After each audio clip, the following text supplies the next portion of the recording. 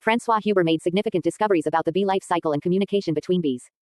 Despite being blind, Huber discovered a large amount of information about the queen bee's mating habits and her contact with the rest of the hive. His work was published as New Observations on the Natural History of Bees. 43. L. Langstroth has influenced modern beekeeping practice more than anyone else.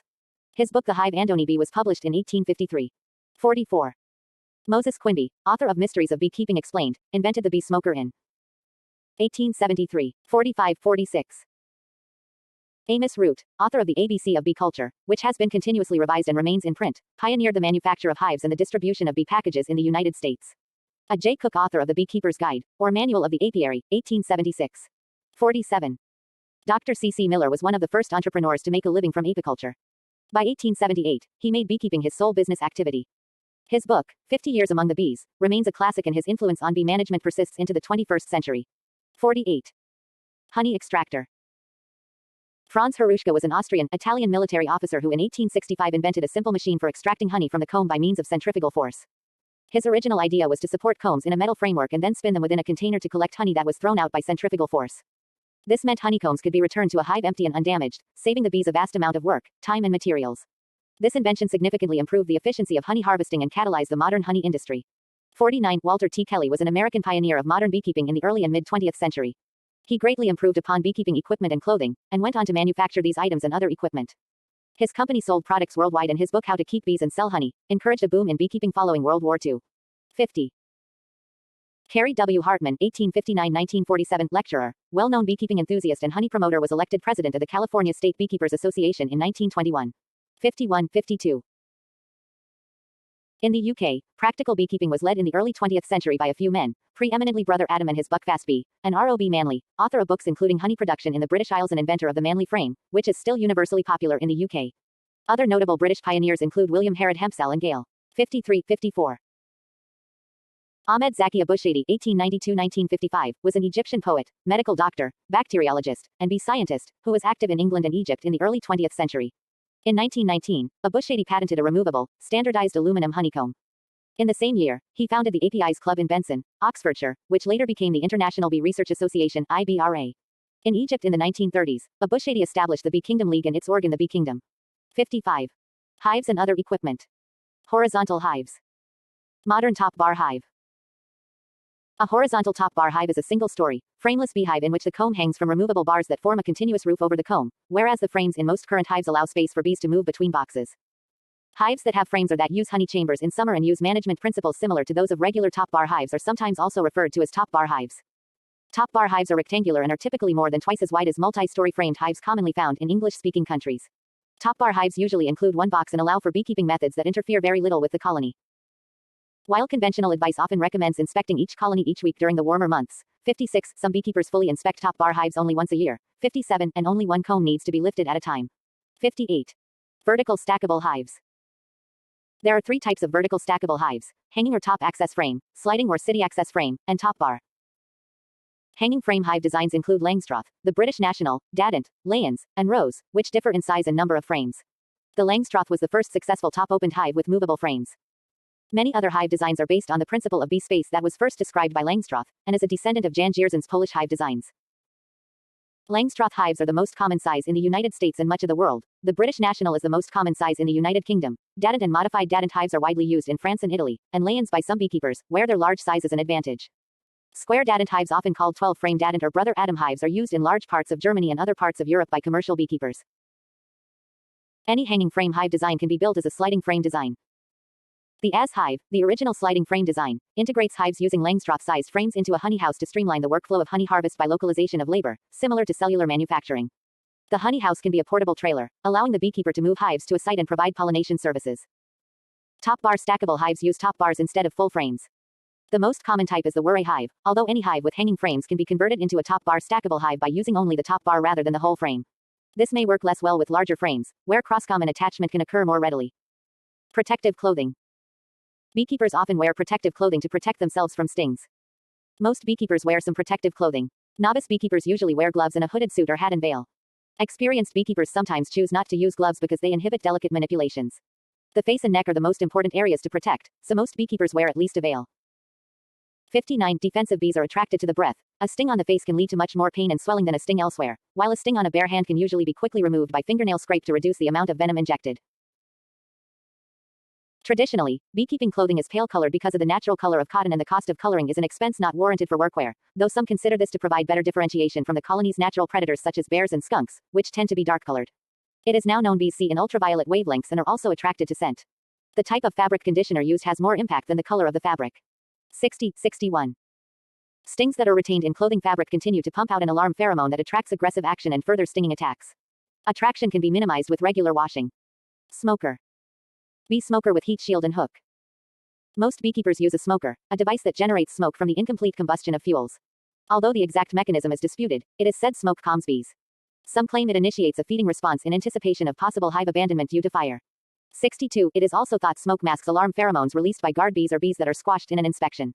The ensuing confusion creates an opportunity for the beekeeper to open the hive and work without triggering a defensive reaction.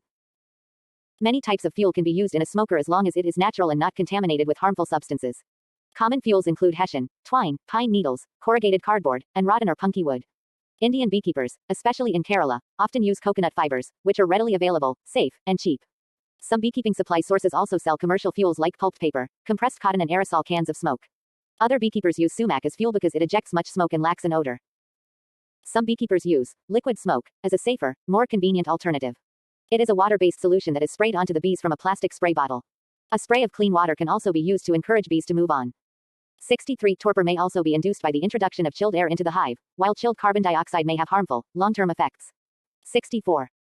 Few anecdotal stories of using the smoke from burning fungi in England or Europe for centuries have been published. Several more recent studies describe anesthesia of honeybees' use of smoke from burning fungi. 65. 66. The fungi reported to have been used to smoke bees are the puffballs Lycoperdon giganteum, L. walberti, and the conchs, Fomes fomentarius and Ephigarius. When fungi are burned, the characteristic smell is due to the pyrolysis of the keratin cell wall of fungi. Besides being a major fungi constituent, keratin is found in animal tissues, such as hair or feathers. Anesthesia experiments done using smoke from pyrolysis of L. walberti, human hair and chicken feathers showed no difference in long-term mortality of anesthetized honeybees and non-treated bees in the same hive. Hydrogen sulfide was identified as the major combustion product that is responsible for putting the bees to sleep. Note, hydrogen sulfide is toxic to humans at high concentrations. 67. Hive tool. American hive tool. Most beekeepers use a hive tool when working on their hives. The two main types are the American hive tool, and the Australian hive tool, often called a frame lifter. They are used to scrape off burr from around the hive, especially on top of the frames. They are also used to separate the frames before lifting out of the hive. Safety and husbandry. Stings. Some beekeepers believe pain and irritation from stings decreases if a beekeeper receives more stings, and they consider it important for safety of the beekeeper to be stung a few times a season. Beekeepers have high levels of antibodies, mainly immunoglobulin G, caused by a reaction to the major antigen of bee venom, phospholipase A2-PLA. 68. Antibodies correlate with the frequency of bee stings. The entry of venom into the body from bee stings may be hindered and reduced by protective clothing that allows the wearer to remove stings and venom sacs with a simple tug on the clothing. Although the stinger is barbed, a worker bee's stinger is less likely to become lodged into clothing than human skin. Symptoms of being stung include redness, swelling and itching around the site of the sting. In mild cases, pain and swelling subside in 2 hours. In moderate cases, the red welt at the sting site will become slightly larger for 1 or 2 days before beginning to heal. A severe reaction, which is rare among beekeepers, results in anaphylactic shock. 69. If a beekeeper is stung by a bee, the sting should be removed without squeezing the attached venom glands. A quick scrape with a fingernail is effective and intuitive, and ensures the venom injected does not spread, so the side effects of the sting will go away sooner. Washing the affected area with soap and water can also stop the spread of venom. Ice or a cold compress can be applied to the sting area. 69. Internal temperature of a hive. Tunnel entrance with baffle. Hive with a second skin of polystyrene. Bees maintain the internal temperature of their hive at about 35 degrees Celsius, 95 degrees Fahrenheit. 70. Their ability to do this is known as social homeostasis and was first described by Gates in 1914. 71. During hot weather, bees cool the hive by circulating cool air from the entrance through the hive and out again. 72. And if necessary by placing water, which they fetch, throughout the hive to create evaporative cooling. 73. In cold weather, packing and insulation of the beehive is believed to be beneficial. 74. The extra insulation is believed to reduce the amount of honey the bees consume and makes it easier for them to maintain the hive's temperature. The desire for insulation encouraged the use of double-walled hives with an outer wall of timber or polystyrene, and hives constructed from a ceramic. 75. Location of hives. There has been considerable debate about the best location for hives. Virgil thought they should be located near clear springs, ponds or shallow brooks. Wildman thought they should face to the south or west. All writers agree hives should be sheltered from strong winds. In hot climates, hives are often placed under the shade of trees in summer. 76. Researchers in the U.S. found domestic honeybees placed in national parks compete with native bee species for resources.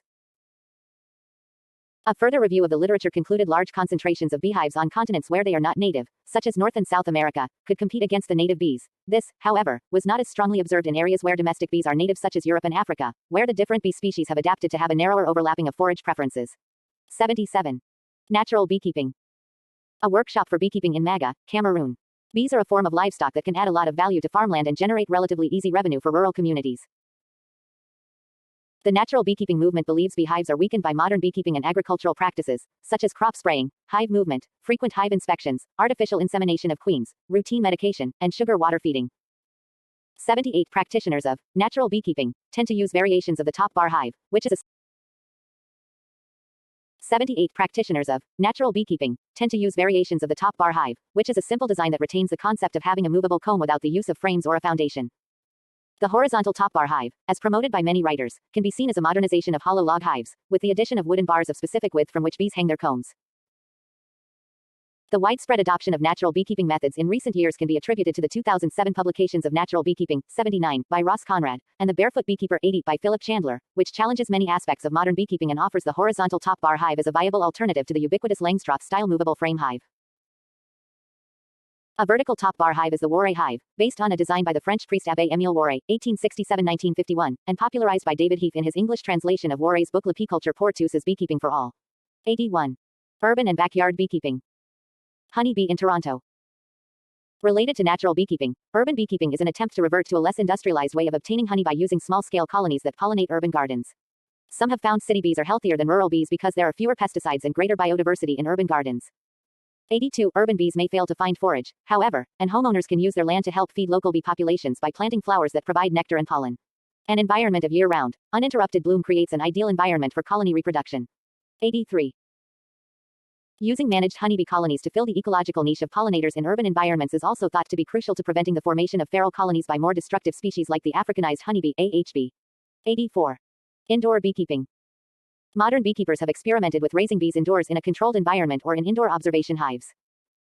This may be done for reasons of space and monitoring, or in the cooler months, when large commercial beekeepers may move colonies to wintering warehouses with fixed temperature, light, and humidity. This helps bees remain healthy but relatively dormant. These relatively dormant, wintered, bees survive on stored honey, and new bees are not born. 85. Experiments in raising bees indoors for longer durations have looked into more precise and varying environment controls. In 2015, MIT's Synthetic Apiary project simulated springtime inside a closed environment for several hives throughout the winter. They provided food sources and simulated long days, and saw activity and reproduction levels comparable to the levels seen outdoors in warm weather. They concluded such an indoor apiary could be sustained year-round if needed. 86-87. Behavior of honey bees. Colony reproduction. A swarm about to land. New wax combs between basement joists. Honeybee colonies are dependent on their queen, who is the only egg layer. Although queens have a 3 to 4 year adult lifespan, diminished longevity of queens, less than a year, is commonly and increasingly observed. 88. The queen can choose whether to fertilize an egg as she lays it. Fertilized eggs develop into a female worker bees and unfertilized eggs become male drones. The queen's choice of egg type depends on the size of the open brood cell she encounters on the comb. In a small worker cell, she lays a fertilized egg, she lays unfertilized drone eggs in larger drone cells. 89. When the queen is fertile and laying eggs, she produces a variety of pheromones that control the behavior of the bees in the hive. These are commonly called queen substance. Each pheromone has a different function. As the queen ages, she begins to run out of stored sperm and her pheromones begin to fail. 90. As the queen's pheromones fail, the bees replace her by creating a new queen from one of her worker eggs.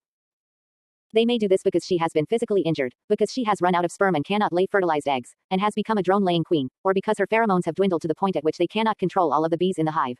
At this juncture, the bees produce one or more queen cells by modifying existing worker cells that contain a normal female egg. They then either supersede the queen without swarming or divide the hive into two colonies through swarm cell production, which leads to swarming. 91. A swarm attached to a branch. Supersedure is a valued behavioral trait because hive that supersedes its old queen does not lose any stock. Rather, it creates a new queen and the old one either naturally dies or is killed when the new queen emerges. In these hives, bees produce only one or two queen cells, most often in the center of the face of a broodcomb. 92. Swarm cell production involves the creation of 12 or more queen cells. These are large, peanut-shaped protrusions requiring space, for which reason they are often located around the edges, commonly at the sides and the bottom, of the broodcomb. 92. Once either process has begun, the old queen leaves the hive when the first queen cells hatch, and is accompanied by a large number of bees, predominantly young bees called wax secretors, which form the basis of the new hive. Scouts are sent from the swarm to find suitable hollow trees or rock crevices. When one is found, the entire swarm moves in. Within hours, the new colony's bees build new wax brood combs using honey stores with which the young bees have filled themselves before leaving the old hive. Only young bees can secrete wax from special abdominal segments, which is why swarms tend to contain more young bees. Often a number of virgin queens accompany the first swarm, known as the prime swarm, and the old queen is replaced as soon as a daughter queen mates and begins laying. Otherwise, she is quickly superseded in the new hive. 92. Different subspecies of Apis mellifera exhibit differing swarming characteristics. In North America, northern black races are thought to swarm less and supersede more, whereas the southern yellow and gray varieties are said to swarm more frequently. Swarming behavior is complicated because of the prevalence of crossbreeding and hybridization of the subspecies. 92. Italian bees are very prolific and inclined to swarm. Northern European black bees have a strong tendency to supersede their old queen without swarming. These differences are the result of differing evolutionary pressures in the regions in which each subspecies evolved. 92. Factors that trigger swarming. According to George S. Demuth, the main factors that increase the swarming tendency of bees are 93.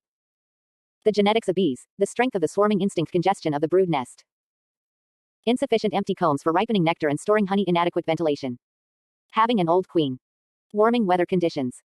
Demuth attributed some of his comments to Snellgrove. 94. Some beekeepers carefully monitor their colonies in spring for the appearance of queen. According to George S. Demuth, the main factors that increase the swarming tendency of bees are 93. The genetics of bees, the strength of the swarming instinct, congestion of the brood nest, insufficient empty combs for ripening nectar and storing honey, inadequate ventilation, having an old queen, warming weather conditions. Demuth attributed some of his comments to Snellgrove. 94. Some beekeepers carefully monitor their colonies in spring for the appearance of queen cells, which are a dramatic signal the colony is determined to swarm. 92. After leaving the old hive, the swarm looks for shelter. A beekeeper may capture it and introduce it into a new hive. Otherwise, the swarm reverts to a feral state and finds shelter in a hollow tree or other suitable habitat. 92. A small afterswarm has less chance of survival and may threaten the original hive's survival if the number of remaining bees is unsustainable. When a hive swarms despite the beekeeper's preventative efforts, the beekeeper may give the reduced hive 2 frames of open brood with eggs. This helps replenish the hive more quickly and gives a second opportunity to raise a queen if there is a mating failure. 92. Artificial swarming. When a colony accidentally loses its queen, it is said to be queenless. 95. The workers realize the queen is absent after around an hour as her pheromones in the hive fade. Instinctively, the workers select cells containing eggs aged less than 3 days and dramatically enlarge the cells to form emergency queen cells. These appear similar to large, 1 inch 2.5 centimeters long, peanut-like structures that hang from the center or side of the brood combs. The developing larva in a queen cell is fed differently than an ordinary worker bee. In addition to honey and pollen, she receives a great deal of royal jelly, a special food secreted from the hypopharyngeal gland of young nurse bees. 96. Royal jelly dramatically alters the growth and development of the larva, so after metamorphosis and pupation, it emerges from the cell as a queen bee. The queen is the only bee in a colony that has fully developed ovaries. She secretes a pheromone that suppresses the normal development of ovaries in all of her workers. 97. Beekeepers use the ability of the bees to produce new queens to increase their colonies in a procedure called splitting a colony. 98. To do this, they remove several brood combs from a healthy hive, leaving the old queen behind. These combs must contain eggs or larvae less than 3 days old and be covered by young nurse bees, which care for the brood and keep it warm.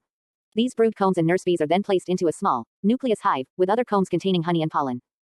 As soon as the nurse bees find themselves in this new hive, and realize they have no queen and begin constructing emergency queen cells using the eggs and larvae in the combs.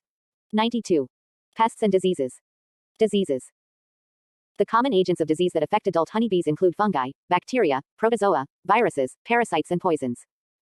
The gross symptoms displayed by affected adult bees are very similar, whatever the cause, making it difficult to ascertain the causes without microscopic identification of microorganisms or chemical analysis of poisons. 99. Since 2006, colony losses from colony collapse disorder, CCD, have been increasing across the world, although the causes of the syndrome are unknown. 101. In the U.S., commercial beekeepers have been increasing the number of hives to deal with higher rates of attrition. 102. Parasites. Nosema apies is a microsporidium that causes nosmosis, also called nosema, the most common and widespread disease of the adult honeybee. 103. Galleria melonella and Acroya grisella wax moth larvae hatch, tunnel through and destroy comb that contains bee larvae and their honey stores. The tunnels they create are lined with silk, which entangles and starves emerging bees. Destruction of honeycombs also results in leakage and wasting of honey. A healthy hive can manage wax moths, but weak colonies, unoccupied hives and stored frames can be decimated. 104. Small hive beetle Ethina tumida is native to Africa but has now spread to most continents. It is a serious pest among honeybees unadapted to it. 105. Varroa destructor, the varroa mite, is an established pest of 2 species of honeybee through many parts of the world and is blamed by many researchers as a leading cause of CCD. 106.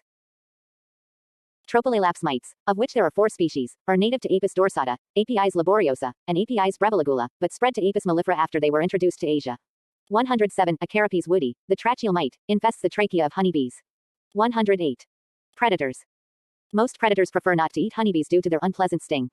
Common honeybee predators include large animals such as skunks and bears, which seek the hive's honey and brood, as well as adult bees.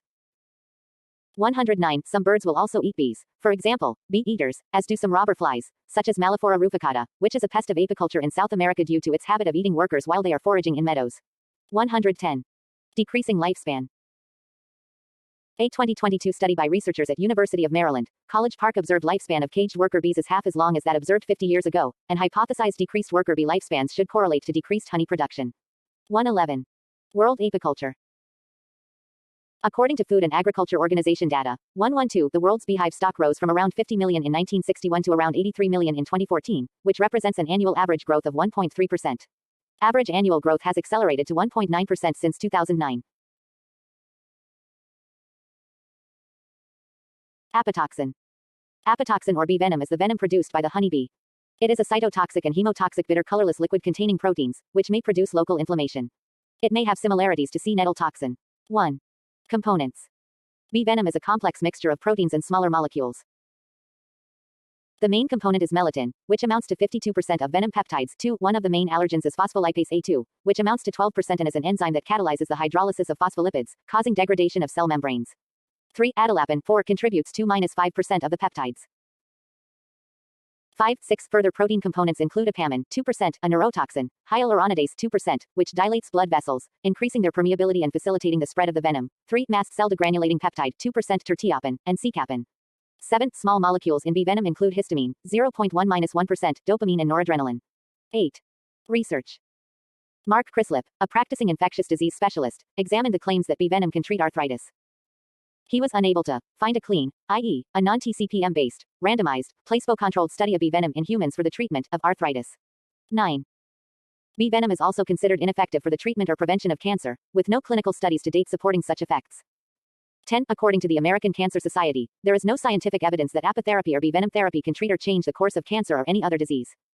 11. Clinical trials have shown that apitherapy is ineffective in treating multiple sclerosis or any other disease, and can exacerbate multiple sclerosis symptoms. 12. Bee sting. A bee sting is the wound and pain caused by the stinger of a female bee puncturing skin. Bee stings differ from insect bites, with the venom of stinging insects having considerable chemical variation. The reaction of a person to a bee sting may vary according to the bee species. While bee stinger venom is slightly acidic and causes only mild pain in most people, 1. Allergic reactions may occur in people with allergies to venom components. 2. Microscope magnified image of a queen wasp stinger, showing stylus and barbed lancets. The left side of the image shows the approximately equals 4 degrees Celsius, 7 degrees Fahrenheit temperature increase, saturated red zone, caused by a bee sting after about 28 hours. A honeybee that is away from the hive foraging for nectar or pollen will rarely sting, except when stepped on or roughly handled. Honeybees will actively seek out and sting when they perceive the hive to be threatened, often being alerted to this by the release of attack pheromones below. Bee sting. The stinger of a honeybee separated from the body and attached to a protective dressing. Specialty emergency medicine symptoms: pain, itching, swelling, complications, allergic reaction causes female bees. Risk factors: swelling, rash, shortness of breath, medication, antihistamine, epinephrine. 4. Allergic reaction. Honey bee stings. Although it is widely believed that a worker honeybee can sting only once, this is a partial misconception, although the stinger is in fact barbed so that it lodges in the victim's skin, tearing loose from the bee's abdomen and leading to its death in minutes. This only happens if the skin of the victim is sufficiently thick, such as a mammal's. 3. Honeybees are the only Hymenoptera with a strongly barbed sting, though yellow jackets and some other wasps have small barbs. The venom of the honeybee contains histamine, mast cell degranulating peptide, melittin, phospholipase A2, hyaluronidase and acid phosphatase. The 3 proteins in honeybee venom that are important allergens are phospholipase A2, hyaluronidase and acid phosphatase. In addition, the polypeptide melittin is also antigenic. Bumblebee venom appears to be chemically and antigenically related to honeybee venom. 4. Bees with barbed stingers can often sting other insects without harming themselves. Queen honeybees and bees of many other species, including bumblebees and many solitary bees, have smoother stingers with smaller barbs and can sting mammals repeatedly. 3. The sting's injection of apitoxin into the victim is accompanied by the release of alarm pheromones, a process which is accelerated if the bee is fatally injured. The release of alarm pheromones near a hive may attract other bees to the location, where they will likewise exhibit defensive behaviors until there is no longer a threat, typically because the victim has either fled or been killed. Note: a bee swarm, seen as a mass of bees flying or clumped together, is generally not hostile. It has deserted its hive and has no comb or young to defend. These pheromones do not dissipate or wash off quickly, and if their target enters the water, bees will resume their attack as soon as it leaves the water. The alarm pheromone emitted when a bee stings another animal smells like a banana. 5. 6. Drone bees. The males are larger and do not have stingers. The female bees, worker bees and queens, are the only ones that can sting, and their stinger is a modified ovipositor. The queen bee has a barbed but smoother stinger and can, if need be, sting skin-bearing creatures multiple times, but the queen does not leave the hive under normal conditions. Her sting is not for the defense of the hive, she only uses it for dispatching rival queens, ideally before they can emerge from their cells. Queen breeders who handle multiple queens and have the queen odor on their hands are sometimes stung by a queen. The stinger consists of 3 parts, a stylus and 2 barbed slides, or lancets, one on either side of the stylus. The bee does not push the stinger in, but it is drawn in by the barbed slides. The slides move alternately up and down the stylus, so when the barb of one slide has caught and retracts, it pulls the stylus and the other barbed slide into the wound. When the other barb has caught, it also retracts up the stylus, pulling the sting further in. This process is repeated until the sting is fully in and even continues after the sting and its mechanism is detached from the bee's abdomen. When a female honeybee stings a person, it cannot pull the barbed stinger back out, but rather leaves behind not only the stinger, but also part of its abdomen and digestive tract, plus muscles and nerves. This massive abdominal rupture kills the honeybee. Honeybees are the only bees to die after stinging. 7. Bee sting. The stinger is torn off and left in the skin. 2 minutes later. 6 minutes later, after the stinger has been removed. 27 minutes later. A bee sting 1 day after. The main component of bee venom responsible for pain in vertebrates is the toxin melittin. Histamine and other biogenic amines may also contribute to pain and itching. 8. In one of the alternative medical uses of honeybee products, apitherapy, bee venom has been used to treat arthritis and other painful conditions. 9. All currently available evidence supporting this practice is either anecdotal, animal studies, or preliminary evidence, most of which has poor methodology. 10. Apitherapy is not currently accepted as a viable medical treatment for any condition or disease. The risk of allergic reaction and anaphylaxis outweighs any benefits. According to the American Cancer Society, there is no scientific evidence that apitherapy or bee venom therapy can treat or change the course of cancer or any other disease. 11. Clinical trials have shown that apitherapy is ineffective in venom and apitherapy treating multiple sclerosis or any other disease, and can exacerbate multiple sclerosis symptoms. 12. Treatment. The first step in treatment following a honeybee sting is removal of the stinger itself. The stinger should be removed as quickly as possible without regard to method. A study has shown the amount of venom delivered does not differ whether the sting is pinched or scraped off, and even a delay of a few seconds leads to more venom being injected. 13. Once the stinger is removed, pain and swelling should be reduced with a cold compress. 14. A topical anesthetic containing benzocaine will relieve pain quickly, and menthol is an effective anti-itch treatment. 15. Itching can also be relieved by antihistamine or by a topical steroid cream. 16. Many traditional remedies have been suggested for bee stings. 17. No interventions have been proven to be effective in scientific studies, and a randomized trial of aspirin paste and topical ice packs showed that aspirin was not effective in reducing the duration of swelling or pain in bee and wasp stings, and significantly increased the duration of redness. 14. The study concluded that ice alone is a better treatment for bee and wasp stings than aspirin. 14. For about 2% of people, a hypersensitivity can develop after being stung, creating a more severe reaction. This sensitization may happen after a single sting, or after a series of stings. An allergic person may suffer anaphylactic shock from certain proteins in the venom, which can be life-threatening and requires emergency treatment. 18. People known to be highly allergic may carry around epinephrine, adrenaline, in the form of a self-injectable EpiPen for the treatment of an anaphylactic shock. For people who experience severe or life-threatening reactions to insect stings, allergy injections composed of increasing concentrations of naturally occurring venom may provide protection against future insect stings.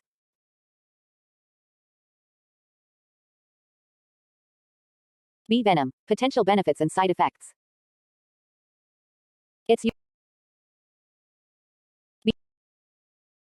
Bee venom's anti-inflammatory properties may benefit skin health, improve immunity, and relieve arthritis symptoms. However, more research is needed to confirm these potential health benefits. As the name implies, bee venom is an ingredient derived from bees. It's used as a natural treatment for a variety of ailments. Proponents of bee venom claim that it offers a wide range of health benefits, from reducing inflammation to treating chronic illnesses. However, research in some of these areas is either lacking or conflicting. Evidence-based. Composition uses potential benefits precautions. Bottom line.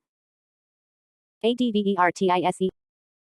This article takes a research-based look at bee venom, including its ingredients, uses, benefits, and potential side effects. Bee venom is a colorless, acidic liquid that bees excrete through their stingers into a target when they feel threatened. According to a 2018 study, bee venom contains both anti-inflammatory and inflammatory compounds. Melittin, a compound that consists of 26 amino acids, comprises about 50% of the dry weight of the venom. According to this 2017 study and this 2023 review of studies, melittin has been shown to have antiviral, antibacterial, and anti-cancer effects in mice and in vitro. Melittin is also responsible for the pain associated with bee stings. In addition, bee venom contains the peptides apamin and adolapin. Although they act as toxins, these peptides have been shown to possess anti-inflammatory and pain-relieving properties. Bee venom also contains phospholipase A, an enzyme and major allergen that causes inflammation and cell damage. However, according to this 2016 study, phospholipase A in bee venom may also have anti-inflammatory and immunoprotective effects. ADVERTISEMENT. What is bee venom? 2. 2. ADVERTISEMENT. As you can see, the substances in bee venom have been associated with both positive and negative health effects. It's also worth noting that while some research points to the beneficial properties of certain compounds in bee venom, the isolated effects of each component are unknown, as many components have not been well studied. Apitherapy is an alternative medicine practice that uses bee products, including their venom, to treat and prevent illnesses, pain, and more. Although bee venom has recently experienced a surge in popularity, it has been used in both human and animal medicine for thousands of years. The venom is used in a number of ways and is available in many forms. For example, it's added to products like extracts, supplements, moisturizers, and serums. You can purchase bee venom products online or in specialty stores. A 2020 study has also reported the effectiveness of bee venom injections for inflammation, pain, arthritis, Parkinson's disease, and cancer. However, researchers note that more controlled trials are needed to confirm the therapeutic effectiveness of bee venom for these health issues. Lastly, bee venom is used in live bee acupuncture or bee sting therapy, a treatment method thought to relieve pain, according to this 2023 review of studies, in which live bees are placed on your skin and a sting is induced. Summary. Some substances in bee venom, including melatonin and apamine, may have medicinal properties. Bee venom therapy has been. What are the uses of bee venom? ADVERTISEMENT. Used for thousands of years as a natural treatment for a variety of conditions. While not all of the purported benefits of bee venom are backed by science, research has shown that it has several powerful medicinal properties. Has anti-inflammatory properties. One of the most well-documented benefits of bee venom is its powerful anti-inflammatory effects. Many of its components have been shown to reduce inflammation, particularly melatonin, its main component. Although melatonin can cause itching, pain, and inflammation when delivered in high doses, it has potent anti-inflammatory effects when used in small amounts. Melatonin has been shown to suppress inflammatory pathways and reduce inflammatory markers, such as tumor necrosis factor alpha, TNF-alpha, and interleukin-1 beta, IL-1 beta. May reduce arthritis-related symptoms. ADVERTISEMENT. What are the potential health benefits of bee venom? ADVERTISEMENT. The anti-inflammatory effects of bee venom have been shown to especially benefit those with rheumatoid arthritis, RA, a painful inflammatory condition that affects your joints. A 2018 study of 120 people with RA found that bee venom acupuncture, which employed 5 to 15 bee stings every other day, provided symptom relief similar to those of traditional RA medications like methotrexate and celecoxib. A 2017 study showed that bee venom acupuncture, along with traditional medication, significantly reduced pain and improved functional status in 54 patients with chronic lower back pain, compared with the placebo group. While researchers believe bee venom may have promising therapeutic effects for RA, more high-quality studies are needed to confirm these effects. May benefit skin health. Multiple skincare companies have started adding bee venom to products like serums and moisturizers. This ingredient may promote skin health in several ways, including reducing inflammation, providing antibacterial effects, reducing wrinkles. A 2015 12-week study in 22 women, ages 30 to 49, demonstrated that applying a facial serum containing bee venom twice daily significantly reduced wrinkle depth and total wrinkle count, compared with the placebo. A small 2016 study found that 77% of 30 participants with mild to moderate acne who used a serum containing purified bee venom twice daily experienced an improvement in acne compared with the placebo. May benefit immune health. ADVERTISEMENT. Bee venom has been shown to have beneficial effects on immune cells that mediate allergic and inflammatory responses. Animal research, such as this 2017 study, found that the enzymes in bee venom had anti-inflammatory, antibacterial, anti-cancer, and immunity-promoting characteristics. Other animal research, like this 2015 study, suggests that bee venom therapy suppresses inflammatory response in mice with chemical-induced asthma. It's thought that bee venom increases the production of regulatory T cells, or TREGs, which inhibit allergen responses and reduce inflammation. Although promising, the effects of bee venom therapy in humans with allergies is unknown. Additionally, venom immunotherapy, in which bee venom is administered by a healthcare professional by injection, is used to treat people with severe allergies to bee stings. Research has shown that this treatment is safe and effective and can reduce the future risk of serious reactions to bee stings. In fact, it's recommended as a first-line treatment for those who are allergic to the venom. Summary. Bee venom has powerful anti-inflammatory properties and may benefit the health of your skin and immune system. It may also improve certain medical conditions like rheumatoid arthritis and chronic pain. What are the precautions and potential downsides of bee venom? ADVERTISEMENT. While bee venom has been shown to offer several potential benefits, it's important to note that studies supporting these benefits are limited. In fact, most available research has been conducted on animals or in test tubes. Thus, it's unclear how effective bee venom therapy is as an alternative medicinal treatment, as well as whether it's any more effective than traditional treatments for conditions like rheumatoid arthritis, chronic pain, or autoimmune diseases. Certain methods of bee venom therapy, including acupuncture, can lead to side effects, such as pain, swelling, and redness or discoloration. Additionally, bee venom therapy can cause serious side effects or even death in people allergic to bee stings by causing anaphylaxis, a potentially life-threatening allergic reaction that can make it hard to breathe. Other serious adverse effects related to this therapy have also been documented, including hyperventilation, fatigue, appetite loss, extreme pain, risk of increased bleeding, vomiting. According to a 2016 study, using topical bee venom products like serums and moisturizers can also cause adverse reactions in susceptible individuals, such as itching, hives, and redness. Based on the available research, it's safe to say that adverse reactions, ranging from mild to potentially fatal, are common when using bee venom. For this reason, you should exercise extreme caution when using these products or treatments. Advertisement. Bee venom therapy and acupuncture should only be administered by a qualified medical professional. Summary. Bee venom can cause side effects, ranging from mild to life-threatening. Bee venom therapy should only be administered by medical professionals.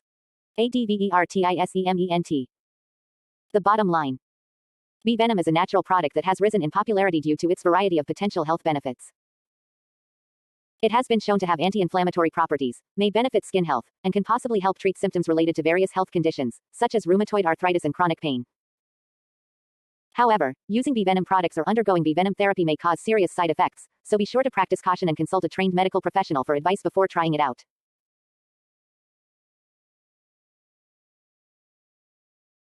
Swarm intelligence in honeybees. Swarm intelligence is the solving of a cognitive problem by two or more individuals who independently collect information and process it through social interactions. With the right organization, a group can overcome the cognitive limitations of its members and achieve a high collective IQ. To understand how to endow groups with swarm intelligence, it is useful to examine natural systems that have evolved this ability. An excellent example is a swarm of honeybees solving the life or death problem of finding a new home. A honeybee swarm accomplishes this through a process that includes collective fact-finding, open sharing of information, vigorous debating, and fair voting by the hundreds of bees in a swarm that function as nest site scouts. Thomas Seeley will show how these incredible insects have much to teach us when it comes to achieving collective wisdom and effective group decision-making. Swarm intelligence. Swarm intelligence (SI) is the collective behavior of decentralized, self-organized systems, natural or artificial. The concept is employed in work on artificial intelligence. The expression was introduced by Gerardo Benni and Jing Wang in 1989, in the context of cellular robotic systems. 1. 2. A flock of starlings reacting to a predator.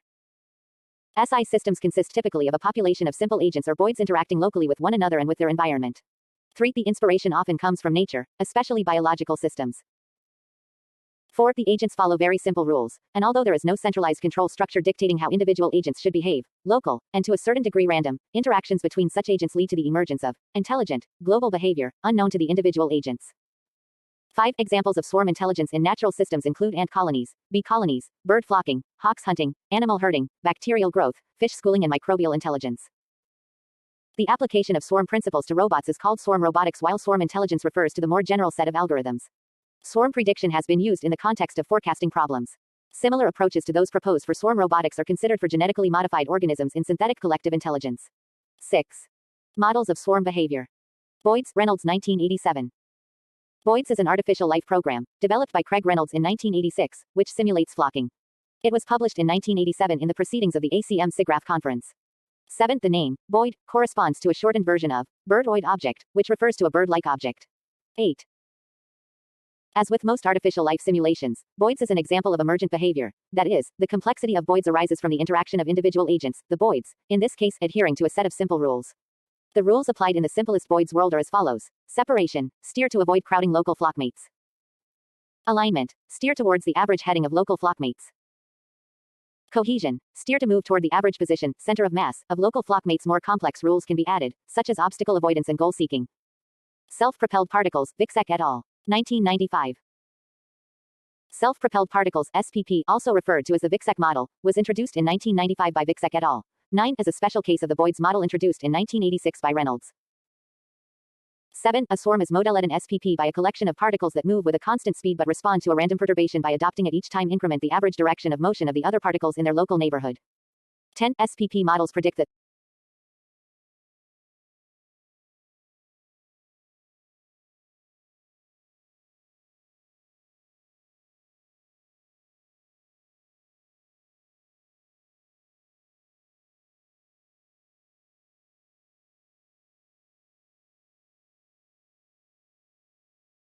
Biology of Diptera. Diptera is an order of winged insects commonly known as flies. Diptera, which are one of the most successful groups of organisms on Earth, are very diverse biologically. None are truly marine, but they occupy virtually every terrestrial niche. Many have co-evolved in association with plants and animals. The Diptera are a very significant group in the decomposition and degeneration of plant and animal matter, are instrumental in the breakdown and release of nutrients back into the soil, and whose larvae supplement the diet of higher agrarian organisms. They are also an important component in food chains. The applied significance of the Diptera is as disease vectors, as agricultural pests, as pollinators, and as biological control agents. Habitats. Diptera occur all over the world except in regions with permanent ice cover. They are found in most land biomes, all 14 WWF major habitat types, including deserts and the tundra. Insects are the most diverse group of Arctic animals, about 3,300 species, of which about 50% are Diptera. Palearctic habitats include meadows, prairies, mountain passes, forests, desert oases, seashores, sandy beaches, coastal lagoons, lakes, streams and rivers, bogs, fens, areas including waters polluted by rotting waste, industrial emissions, urban areas, cattle, horse and poultry farms. Cave Diptera. See also list of fauna of Batu caves. The Diptera fauna of caves includes species in Sphaeroceridae, Mystophilidae, Psychodidae, Phoridae, Tipulidae, Trichoceridae, Heliomyzidae, Mystophilidae and Culicidae. The main sources of food for cave Diptera are other insects, carrion and guano. Most are perhaps only troglophiles. 1. Desert Diptera. Desert Diptera includes specialized species of Psychodidae, Nemestrinidae, Therividae, Cenopinidae and Bombylidae. These groups are most diverse where dry sandy soils provide a suitable habitat for the larvae.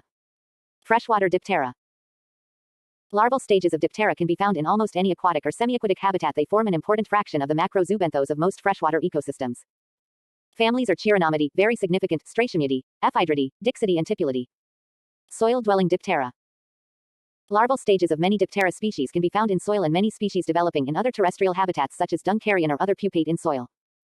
Chironomide, Chiridae, Cecidomidae are most abundant in terms of biomass. Tipulidae and Bibiobidae dominate. 2. Many of them such as Bibionidae significantly may consume substantial amount of annual litter fall. 3. And contribute to soil organic matter transformation. 4. Feeding. Food habits of most species are largely unknown, but broad statements may be made. Diptera are important pollinators and plant pests. Detritivores. Many Diptera are detritivores, typical or Dryomesa analysan, notably, Musca domestica. Flower feeders. Many adult Brachycera feed on flowers, notably hoverfly, which obtain all their protein requirements by feeding on pollen. The Calyptridae exhibit flower feeding in all families except Hippobosidae, Nycterbidae and Glossinidae, and in the Acalyptridae the Canopidae are well-known flower feeders. Other flower-feeding Brachycerus families are Empedidae, Stratiumidae, soldier flies, and the Acroceridae, like various members of the Nemestrinidae, tangle-veined flies, Bombylidae, bee flies, and Tabanidae, horse fly, are nectar feeders with exceptionally long proboscises, sometimes longer than the entire bodily length of the insect. Flower-feeding Nematocera include Bibionidae, march flies, and some species in Tipulidae, crane flies, and other families. 5, 6. Syrphidae. Bombylis. Note the proboscis. Tachinidae. Tipulidae. Nematocera. Predators. Adult Acylidae, Empedidae and Scathophagidae feed on other insects, including smaller Diptera. Dolichopodidae and some Ephydridae feed on a variety of animal prey. Tachypeza nubula, Empedidae with prey. Dismachus. Fussipennis, Acylidae with beetle prey. Cordillera. Scathophagidae hunting. Octhera n. Ephydridae with raptorial forelegs. Both male and female mosquitoes feed on nectar and plant juices, but in many species the mouthparts of the females are adapted for piercing the skin of animal hosts and feed on blood as ectoparasites. The most important function of blood meals is to obtain proteins as materials for egg production. For females to risk their lives on blood sucking while males abstain, is not a strategy limited to the mosquitoes. It also occurs in some other families, such as the Tabanidae. Most female horseflies feed on mammal blood, but some species are known to feed on birds, amphibians or reptiles. Other blood-feeding Diptera are Ceratopagonidae, Phlebotominae, Hippobosidae, Hydrotia and Philornis downsea, Mussidae, Sponiopsis and Symphoramia raginidae. There are no known acalyptrates that are obligate blood feeders. Hemotopoda pluvialis feeding. Phlebotomus papatasi after a blood meal. Sheepked. Meliphagus ovinus, a highly specialized blood-feeding dipteran ectoparasite. Larva. The larvae of Diptera feed on a diverse array of nutrients. Often these are different from those of adults. For instance, the larvae of Syrphidae, in which family the adults are flower-feeding or saprotrophs, eating decaying plant or animal matter, or insectivores, eating aphids, thrips, and other plant-sucking insects. Larval Diptera feed in leaf litter, in leaves, stems, roots, flower and seed heads of plants, moss, fungi, rotting wood, rotting fruit or other organic matter such as slime, flowing sap, and rotting cacti, carrion, dung, detritus in mammal, bird or wasp nests, fine organic material including insect frass and microorganisms. Many Diptera larvae are predatory, sometimes on the larvae of other Diptera. Many Agromyzidae are leaf miners. Some Tephrididae are leaf miners or gall formers. The larvae of all Estridae. Estrids are obligate parasites of mammals. Estridae include the highest proportion of species whose larvae live as obligate parasites within the bodies of mammals. Most other species prone to cause myiasis are members of related families, such as the Calophoridae. There are roughly 150 known species worldwide. Tachinidae larvae are parasitic on other insects. Chenopodidae larvae are endoparasites of bees and wasps or of cockroaches and calyptrate diptera. Pyrgodidae larvae are endoparasites of adult scarab beetles. Shomizidae larvae are exclusively associated with freshwater and terrestrial snails, or slugs. They feed on snails as predators, parasitoids, or scavengers. Females search out snails for oviposition. Known Odiniidae larvae live in the tunnels of wood-boring larvae of Coleoptera, Lepidoptera, and other diptera and function as scavengers or predators of the host larva. Odoparana larvae feed on barnacles. The larvae of Acroceridae and some Bombylidae are hypermetamorphic. Phytomesa angelocastri. A Gromizidae leaf mine. A young mule heavily infestated with Gasterophilus haemorrhoidalis larva. Delia radicum. Athamiidae larvae feeding on cauliflower. Damage by gall midges. Cystidomiidae on pear leaves. Milichidae, especially Pholiomia and Milichiella milichidae, are kleptoparasites of predatory invertebrates, and accordingly are commonly known as freeloader flies or jackal flies. Stylogastrines are obligate associates of some Orthoptera, other diptera and ants. These flies typically use army ants raiding columns to flush out their prey, ground-dwelling Orthoptera. Many species of Phoridae are specialist parasitoids of ants, but there are also species in the tropics that are parasitoids of stingless bees. These affected bees are often host to more than one fly larva, and some individuals have been found to contain 12 phorid larvae. The subfamily Microdontinae contains slightly more than 400 species of hoverflies, family Syrphidae, and, while diverse, these species share several characteristics by which they differ from other syrphids. The Microdontinae are myrmecophiles, meaning they live in the nests of ants. Larval Microdontinae are scavengers or predators in ant nests. Adults of many species of the genus Bengalia are kleptoparasitic on ants and will snatch food and pupae being carried by ants or feed on winged termites. 7. 8. Swarm-based mating systems typically involve males flying in swarms to attract patrolling females. Such swarms are often of immense size. Smaller swarms may be around a fixed point called a swarm marker. Swarming occurs in Chironomidae, Bibionidae, Platypesidae, Limoniidae. Ant associates. Swarms. Taumatomia notata, Sepsis fulgens, Bibionidae, Platypesidae, Phaniidae, Colopidae, Milichidae and Trichoseridae. Chalboridae form larval as well as adult swarms. Swarm of Trichoseridae visible at full resolution. The tree bough is the swarm marker. Swarm of Chironomidae. Swarm of Simuliidae. Mating occurs on the wing when males form small swarms around visual markers which may be located up to 200 meters from the breeding site. Many diptera are mimetic. And instances Syrphidae often are brightly colored, with spots, stripes, and bands of yellow or brown covering their bodies. Due to this coloring, and sometimes behavior patterns, they are often mistaken for wasps or bees. They exhibit Batesian mimicry. The wing pattern of the Shomizid Tripitoptera punctulata is very similar to some Tephrididae, and might, in fact, mimic the color pattern of some spiders. 9. There are several fly species that look like an ant. At least one species from the little-studied Richardiidae genus Sepsisoma mimic ants, particularly the Formicine ant Camponotus crassus. Several species of Microposidae, stilt-legged flies, resemble ants, especially the wingless, Halter lesbodicis ambulans, as do species in the genus Strongylophthalmia and Syringogaster. Mydidae are mimics of stinging Hymenoptera. Mimicry. Pocoda personata, a bumblebee mimic. Tripitoptera punctulata. Tephrididae, a spider mimic. Sepsidae, an ant mimic. Stratiomyidae, a wasp mimic. A micropesid from the western Ghats which resembles Oecophila. Smaragdina. Mimicry of Pompilidae. Hymenoptera by Pantophthalmus rothschildi. Pantophthalmidae and Midas. Praegrandis Mydidae. Flies give visual, as distinct from chemical or other, signals during courtship. Sexual selection and courtship. Many diptera exhibit sexual selection and several patterns of sexual shape dimorphism, such as male body elongation, eye stalks, or extensions of the exoskeleton, have evolved repeatedly in the true flies diptera. 10. Phytalmia mold C uses a resource defense mating system. Deuteraphlebia. Behavior. Tipulidae carola. Hanging from spiders' webs is known in a number of families of Culicidae, Limoniidae, Tipulidae and Mystophilidae. Tanioptera lasciva. Many Microposidae mimic wasps by standing motionless while waving their prominently marked front legs in front of their head.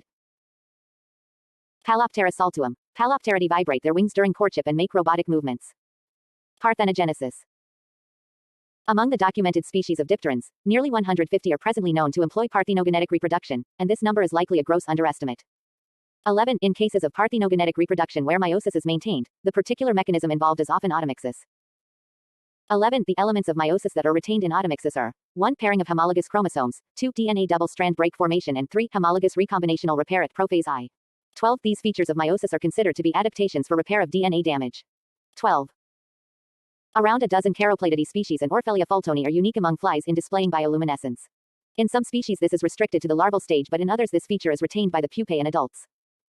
It has been suggested that the ability to produce their own light is used by some predatory larvae as a lure for potential prey, although it also obviously makes themselves more susceptible to predation or parasitism. 13.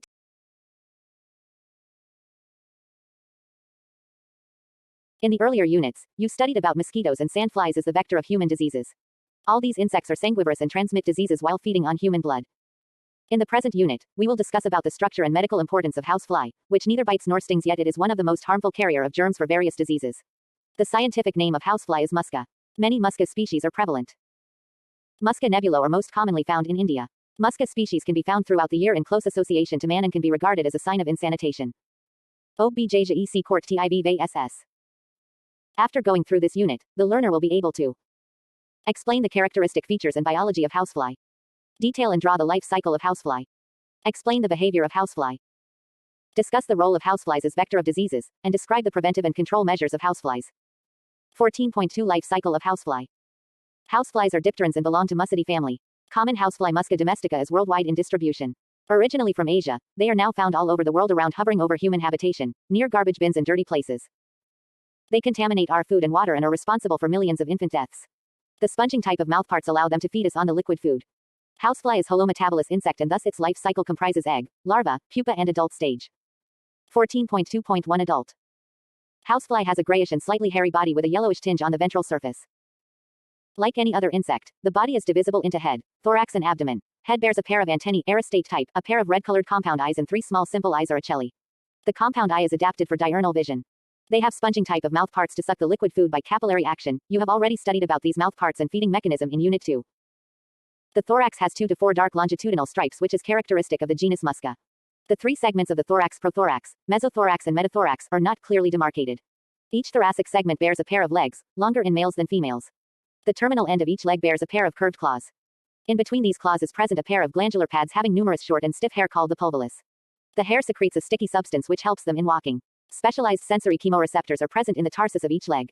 These can identify. Like all dipterans, houseflies also have 1 pairs of wings. The forewing is broad, transparent, hairy and triangular with a yellowish tinge at the base, while the hind wing is reduced and modified into the balancing organ known as halteres. During flight the wings vibrate rapidly, producing a characteristic buzzing sound. When at rest the wings fully cover the abdomen. The wings of female housefly are larger than that of males. The abdomen is hairy, 10-segmented with light and dark markings. First segment is underdeveloped while last segment has a pair of anal cerci. The last 3 to 4 segments in males form a genital pouch while in females they form ovipositor for laying eggs. The copulatory organ of males, oedicus or penis, is present on the 9th segment. Adult flies generally do not live longer than 15 days in summers and 25 days in winters. The fly overwinters in the larval or pupal stage. They are most active during the hot summer months and breed from June to October. Breeding period is at its peak from August to September. 14.2.2 Eggs. The female fly lays eggs a week after copulation. A female can lay 500 to 700 eggs in 5 or 6 batches of 100 to 150 eggs each. The eggs are laid in decaying fruits and vegetables, rotting organic manure, garbage, human and animal excreta and debris where they get warmth, sufficient moisture and protection. Indian species of Musca domestica and Musca vicinia prefer to breed on human excreta. The ovipositor helps in digging the organic matter and laying eggs. Figure 14.1. Egg laying by a housefly. Eggs are white in color, elongated with a curved dorsal thickening. They are about 1 millimeter long and hatch in 8 to 24 hours. In summers, the eggs can hatch even in 3 hours. 14.2.3 Larva. A soft, about 2 millimeters, white, opodous, legless, and acephalous, headless, larva emerges out by making an elongated dorsal slit on the egg case. The larva of housefly is known as maggot. The anterior end of the maggot is narrower than the posterior end. A chitinous cuticle covers the body of the larva. The body of the maggot is divided into 13 segments. The anterior segment contains 2 oral lobes. Each oral lobe has 2 sensory tubercles and many branched food channels. Mouth is present between the oral lobes. Spiniferous pads are present in each of the 6 to 12 segments which help in locomotion. The first instar larva is approximately 3 millimeters long, creamy white, voracious feeder, very active and rapidly increases in size. It molts twice to become the third instar mature larva. Full-grown larva may be about 7 to 12 m in length, and greasy, creamy white in color. Figure 14.2. Housefly maggots feeding on manure. The larva requires oxygen for its survival and thus are found in places where there is plenty of fresh air. They avoid light and bury themselves in the rotten moist manure heap. They can penetrate up to a depth of few meters. The optimal temperature for larval development is 35 to 38 degrees Celsius, though larval survival is greatest at 17 to 32 degrees Celsius. The larval period lasts for about 2 to 7 days but may be prolonged in winters. 14.2.4 Pupae. The full-grown larva stops feeding, defecates, shrinks in size and migrates to the dry region of the manure heap or other protected places. It then encloses itself in a hard pupal case formed by the last larval skin and converts to the pupa. Only the spiracles project out from the posterior end for breathing. Pupa is barrel-shaped with blunt round ends and dark brown in color. Within the hard covering, rapid changes take place and all the larval structures are broken down by histolysis except for the nervous system. New structures are formed from special cells called imaginal disc. When all the structures are fully formed, a young colorless fly emerges out from the pupal case. Pupal period lasts for about 3 to 6 days, but this can also be prolonged in winters. The newly formed fly has rudimentary delicate wings and short legs. However, in a short duration of time, different parts develop, wings become fully expanded, and become hard on exposure to air, and a fully mature adult is. Figure 14.3. Life cycle of Musca nebulo. The life cycle of housefly may be completed in 5 to 6 days at optimum conditions in summers, which can be prolonged to 8 to 20 days depending on the temperature. However, it may extend to about 2 months under suboptimal conditions. The common housefly may have about 20 generations in a year in tropical and subtropical regions and about 10 to 12 generations in temperate regions.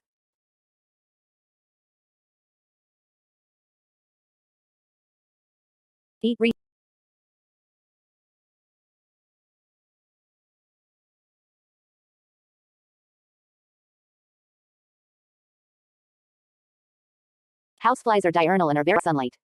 The maximum activity of flies can be observed at a temperature of 25-30 degrees Celsius and at low humidity. They prefer to rest at 40-45 degrees Celsius or at very low temperatures of 10-15 degrees Celsius. At very low temperatures, the species can stay alive in a dormant state in the adult or pupal stage.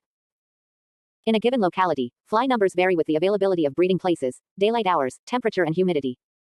14.3.2 Resting.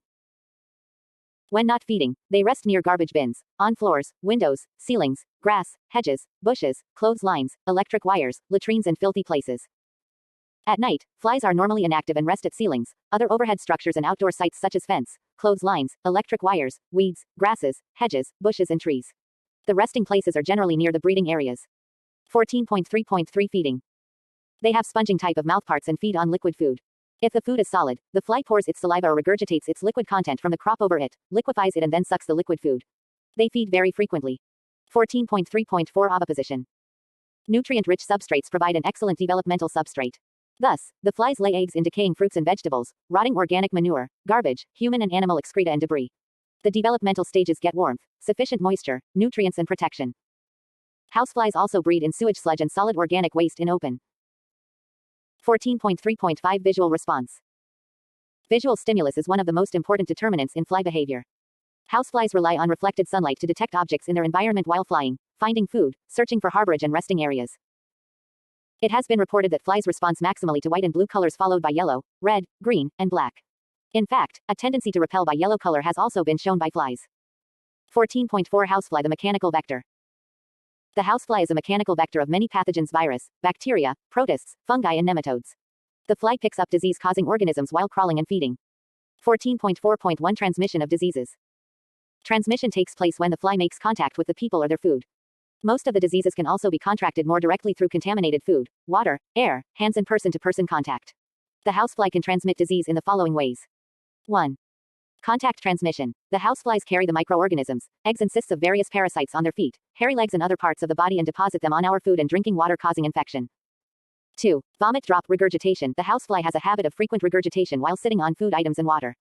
This regurgitated stomach content contains rich bacterial culture which infects our food and water. 3. Defecation. The excrement of housefly has been found to contain many microorganisms, cysts and eggs of intestinal parasites and thus acts as a source of the transmission of diseases. The pathogens that stick to the outside surfaces of the fly may survive for only a few hours, but those that are ingested with the food may survive in the fly's crop or gut for several days. Houseflies are the potential vector for diseases like typhoid, paratyphoid fever, cholera, gastroenteritis, amoebiasis, salmonellosis, diarrhea, dysentery, anthrax, tuberculosis, trachoma, yaws, a chronic bacterial infectant that ifcedes the SKN, bone and cartilage, and conjunctivitis. Eggs and larvae of tapeworm Taenia and roundworm Ascaris may be transmitted by housefly. 14.4.2 Myiasis. Myiasis is caused by the invasion of the body parts of humans or animals by the housefly eggs or larvae. Houseflies can oviposit on or in human tissues if personal hygiene is not maintained. The flies sometimes can lay eggs on open wounds, nasal passage, anus, vagina, eyes, etc. The larvae that hatch out cause serious disorders. Eggs and larvae ingested with contaminated food and water can. Signs and symptoms. The symptoms of myiasis depends upon the area invaded by the larva. A few types and the symptoms of the disorder are as follows.